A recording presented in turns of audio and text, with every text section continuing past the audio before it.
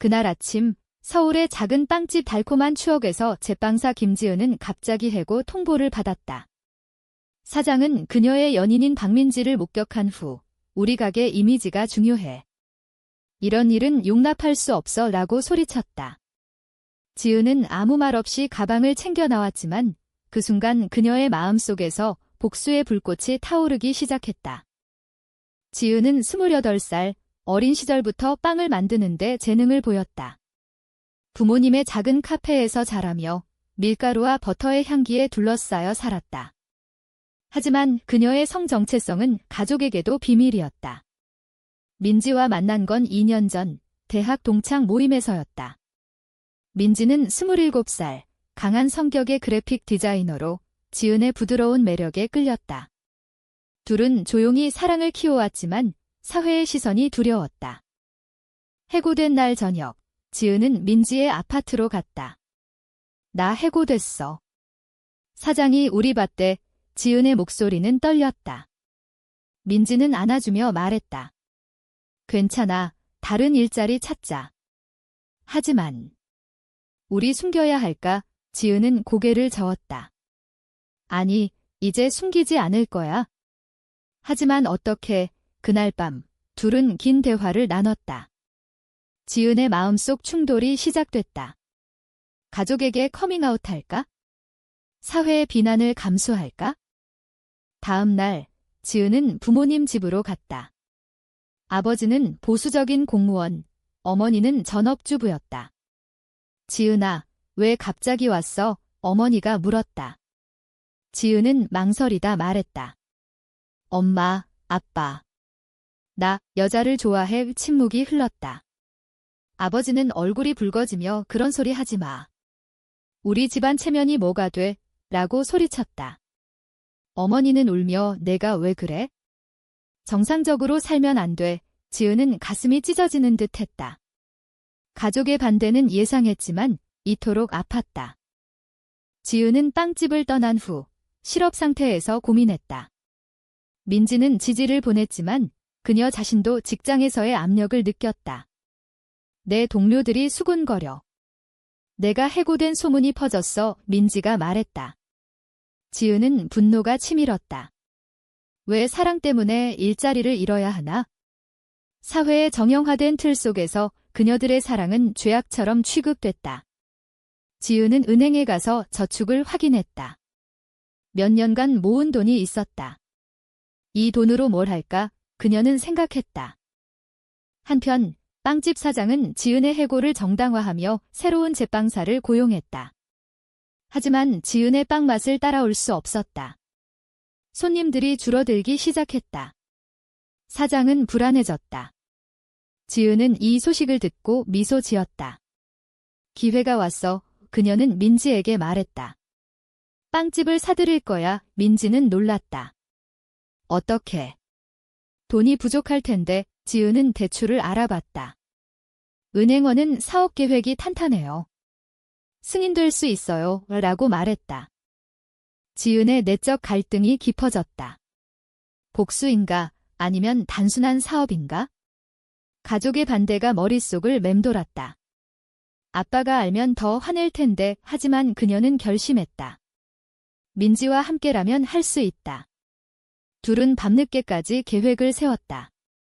지은은 변호사를 찾아 빵집 매매 절차를 문의했다. 익명으로 진행할 수 있어요. 변호사가 고개를 끄덕였다. 며칠 후 지은은 사장에게 접근했다. 아니, 직접이 아니라 중개인을 통해. 사장은 빵집을 팔 생각이 없었다. 하지만 매출 하락으로 압박을 느꼈다. 지은은 가격을 높게 제안했다. 사장은 망설이다 수락했다. 계약서에 서명할 때 사장은 구매자가 누군지 몰랐다. 지은은 속으로 웃었다. 이게 시작이야. 빵집 매매가 완료된 후 지은은 조용히 준비를 시작했다. 사장은 여전히 구매자가 누군지 모르고 있었다. 지은은 민지와 함께 새 메뉴를 구상했다. 우리의 사랑처럼 특별한 빵을 만들자. 지은이 말했다. 민지는 디자인을 맡아 로고를 바꿨다. 하지만 이 과정에서 지은의 내적 충돌이 고조됐다. 이게 옳은 선택일까? 사장을 속이는 건 도덕적으로 괜찮아. 가족과의 갈등이 심화됐다. 아버지는 지은의 커밍아웃 후 연락을 끊었다. 어머니는 가끔 전화에 돌아와 정상적으로 살아라고 애원했다. 지은은 울며 민지에게 털어놨다. 엄마가 아파.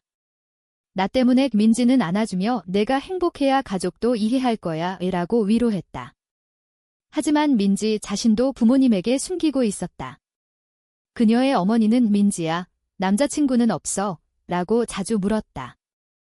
빵집 재오픈을 앞두고 지은은 직원들을 모집했다. 그녀는 LGBT 친화적인 환경을 만들기로 했다. 면접에서 우리 가게는 모든 사람을 환영해요 라고 말했다. 한 지원자는 저도 비슷한 상황이에요 라고 고백했다. 지은은 미소 지었다. 환영해. 하지만 이 소식이 퍼지면서 동네 주민들의 수군거림이 시작됐다. 저 빵집 주인이 레즈비언이래. 아이들 데리고 가지 마. 사장은 빵집을 팔고 나서 후회했다. 누가 산 거지? 매출이 왜 떨어지지? 그는 주변을 수소문했다. 그러다 지은의 이름을 듣고 충격받았다. 그 애가. 어떻게? 사장은 지은에게 전화했다. 너였어. 왜 말 안 했어? 지은은 차갑게 대답했다. 말할 필요 없었어요. 이제 제 가게예요. 사장의 분노가 폭발했다. 내가 해고된 이유를 모두에게 말할 거야. 이 대치가 지은의 마음을 흔들었다. 복수는 달콤했지만 상처를 더 키웠다. 민지는 걱정하며 법적으로 대응하자라고 말했다. 지은은 변호사를 다시 찾았다. 명예훼손으로 고소할 수 있어요. 하지만 지은은 망설였다. 그냥 넘길까? 더 싸우면 피곤해. 도덕적 딜레마가 그녀를 괴롭혔다. 복수 vs 용서. 한편 민지의 직장에서 문제가 생겼다. 상사가 내 파트너가 그 유명한 빵집 주인이야? 회사 이미지에 안 좋아해라고 압박했다. 민지는 화가 나서 제 사생활이에요. 라고 맞섰다. 하지만 상사는 생각해봐. 승진이 걸려 민지는 지은에게 털어놨다. 나도 포기할까? 함께 빵집 하자. 지은은 감동받았지만 내 꿈을 포기하지 마라고 말했다. 둘의 관계가 시험대에 올랐다. 재오픈 날이 다가왔다. 지은은 불안했다. 손님들이 올까? 사회의 정죄가 두려웠다. 하지만 민지가 옆에 있었다. 우리 함께라면 괜찮아. 오픈 당일 예상치 못한 손님들이 왔다. LGBT 커뮤니티에서 소문이 퍼진 덕분이었다. 맛있어요.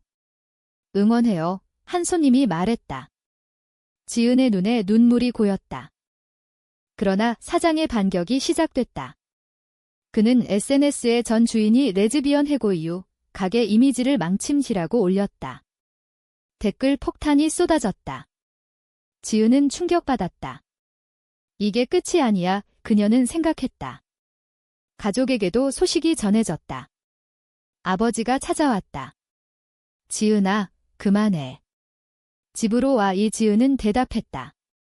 아빠, 제 3이에요. 아버지는 화를 내며 나갔다.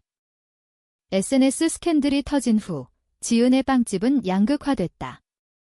지지자들이 몰려들었지만 반대자들도 나타났다. 한 남자가 가게에 와서 이런 곳에서 빵 사 먹지 마 라고 소리쳤다. 지은은 직원들을 보호하며 대응했다. 나가세요. 하지만 내심으로는 공포가 스멀스멀 피어올랐다. 이게 내가 원한 거야? 민지는 지은을 지키기 위해 자신의 직장을 그만뒀다. 함께할게. 그녀의 희생이 지은의 죄책감을 키웠다. 내가 왜? 미안해. 민지는 웃으며 사랑하니까 라고 말했다. 하지만 민지의 부모님이 알게 됐다.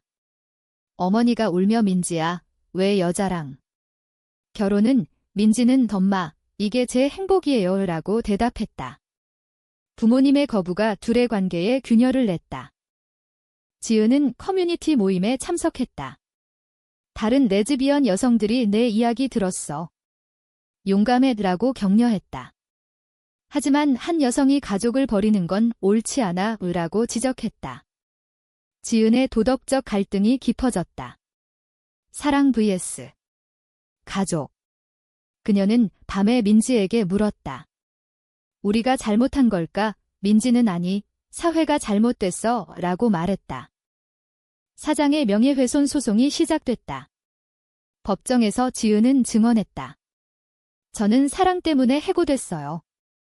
그게 공정하나요? 판사는 중립적이었지만 여론이 들끓었다. 미디어에서 레즈비언 빵집 주인 vs 전 사장 기사가 쏟아졌다. 지은은 인터뷰를 피했지만 한 기자에게 제 사랑은 죄가 아니에요 라고 말했다. 이 발언이 바이럴됐다. 가족과의 대치가 절정에 달했다. 어머니가 빵집으로 왔다. 지은아, 아빠가 아파. 그만해. 지은은 울며 엄마, 이해해줘. 어머니는 내가 왜 그래? 우리가 키운 대로 살면 안 돼. 지은은 이게 진짜 나예요 라고 말했다. 어머니는 돌아갔지만 지은의 마음은 산산조각 났다. 민지의 배신 같은 사건이 발생했다. 스트레스에 지친 민지가 잠시 떨어져 지내자 라고 말했다. 지은은 충격받았다. 왜? 나 때문이야. 민지는 잡력이 너무 커 생각할 시간 필요해. 지은은 홀로 남아 절망했다. 이 사랑이 끝나는 걸까? 그녀는 빵을 만들며 눈물을 흘렸다. 소송이 진행되며 지은은 증인으로 민지를 불렀다. 민지는 망설이다 증언했다. 우리의 사랑은 진심이에요. 해고는 차별이에요. 법정에서 둘의 관계가 공개됐다. 여론이 분열됐다.